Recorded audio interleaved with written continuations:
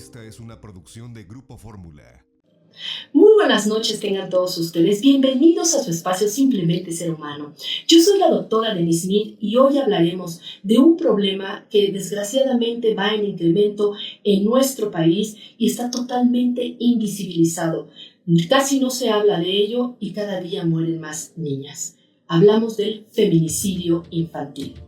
La violencia de género es una constante histórica que se encuentra lejos de ser erradicada a pesar de los múltiples esfuerzos sistemáticos, tanto globales como locales, por combatirla.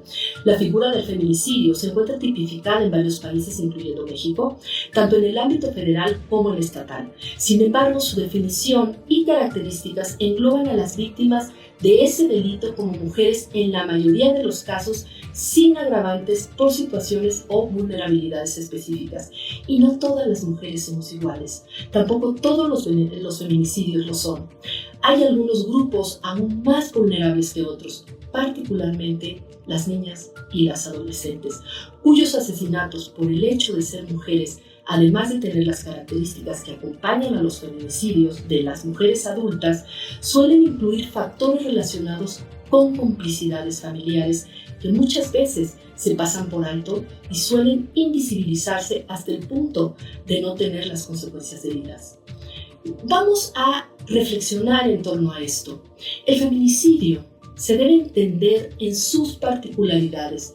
En términos generales se entiende como los asesinatos misóginos de mujeres cometidos por hombres y tiene ciertas características que ayudan a los fiscales a determinar que no fue un asesinato o que no fue un homicidio, sino que corresponde a una condición en donde la mujer se encontraba implicada en una relación muchas veces con su propio agresor o que ya no está en relación con él y por el simple hecho de tener el control o de ser mujer es asesinada. Muchas veces también es cometido por personas desconocidas, sin embargo en la mayoría de los casos es por una persona cercana a la víctima. La aplicación de este término se debe de utilizar para establecer las políticas públicas adecuadas y las tipologías para poder atender el problema. El feminicidio infantil es cuando las víctimas son menores de edad. En el caso de las niñas se conjunta la edad y las relaciones asimétricas de género, por lo tanto el abuso y maltrato se da por la edad, pero también porque son niñas. Pueden ser asesinadas por personas cercanas, la madre, el padre o cualquier familiar, pero también son asesinadas por desconocidos. En este sentido, muchas de estas menores han sido víctimas de violencia sistemática, lo que da como resultado una vida llena de terror, situación que han debido sortear con su escasa edad y pocas posibilidades para enfrentar las violencias. El panorama nacional y la documentación del feminicidio invisibiliza las particularidades de niñas y adolescentes. Los informes de ONU Mujeres destacan que en el caso de la infancia, el homicidio de las niñas ha sido más alarmante en comparación con los niños. Si bien las mujeres viven en riesgo constante de experimentar violencias múltiples, pueden ser asesinadas a cualquier edad, pero es en la infancia cuando son asesinadas mayoritariamente que los niños, es decir, mueren más niñas que niños. Es por eso que hay que repensar y poner atención a las situaciones de violencia en las que viven nuestras niñas. En México, las niñas más pequeñas, menores de 5 años de edad, suelen ser las víctimas a las que más frecuentemente se les tipifica la presunción de homicidio por violencia familiar. Conforme crecen las niñas y adolescentes, la proporción de defunciones donde se presume que hubo violencia familiar baja de manera muy clara. Esto puede deberse a que conforme crecen las niñas, los factores de riesgo aumentan fuera del entorno familiar. A las niñas en México se les asesina de las maneras más brutales. La única razón es nacer mujer. Doblemente vulnerables por ser tener la minoría de edad, el feminicidio infantil es la cúspide del odio a las mujeres. La violencia familiar, la precarización económica, explotación laboral, sexual y pocas oportunidades de desarrollo en las que crecen la niñez en el país.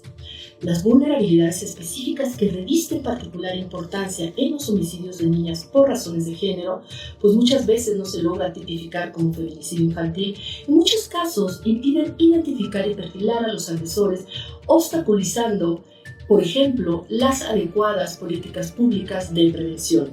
Además, son invisibles en los registros porque las autoridades de justicia no califican los asesinatos de las niñas como feminicidio infantil y sin atención, a pesar de las brutales maneras y sitios en las que han sido asesinadas, pues es mucho más difícil que sean clasificados como feminicidio infantil. A partir del 2012, año en el que se tipifica el delito de feminicidio en el Código Penal Federal, han ido en aumento los feminicidios en México.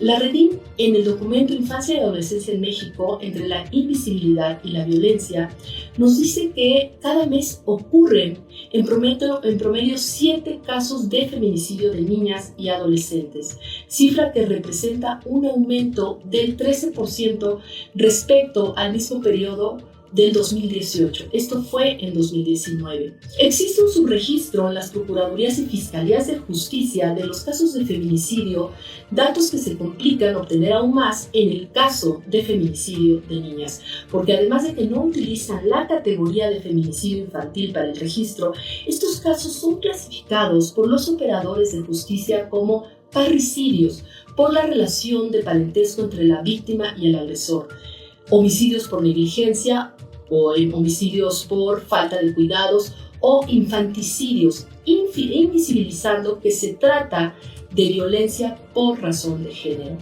El develamiento que hicieron las feministas pioneras en la clasificación del feminicidio cuando en los años 90 los asesinatos de mujeres en Ciudad Juárez, Chihuahua, dieron a conocer a México ante los ojos del mundo, permitió ver la complejidad de este fenómeno y la importancia de tipificarlo.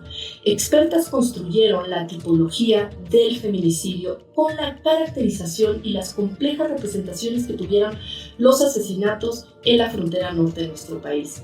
En esta tipología se describió el feminicidio infantil como una subcategoría del feminicidio íntimo, aquel que ocurre en el hogar, en el espacio que se supone debe ser el más seguro para las niñas, es donde habitan las personas que las están agrediendo, las personas que las asesinan simplemente por ser mujeres.